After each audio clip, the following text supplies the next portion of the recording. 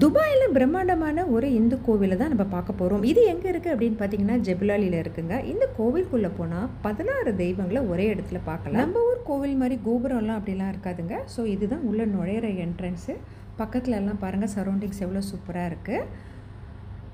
Entrance பார்த்திங்கன்னா அழகாக பூக்களால் அழகாக அலங்கரிச்சிருக்கு. உள்ள நுழைஞ்சோடனே லெஃப்ட் ஹேண்ட் சைடில் பிள்ளையாரில் ஆரம்பித்து வரிசையாக ஒரு சுவாமியும் வச்சுருக்காங்க. என்னென்ன சிலைகள்லாம் இருக்குது அப்படிங்கிறது உங்களுக்கு நான் டிஸ்கிரிப்ஷன் பாக்ஸில் கொடுக்குறேன். கோவிலுக்குள்ளே நுழைஞ்சோடனே நேர காட்சி அளிக்கிறது பார்வதி பரமேஸ்வரன் தாங்க. அதுக்கு கீழே ஒரு லிங்கத்தை பிரதிஷ்டை பண்ணியிருக்காங்க.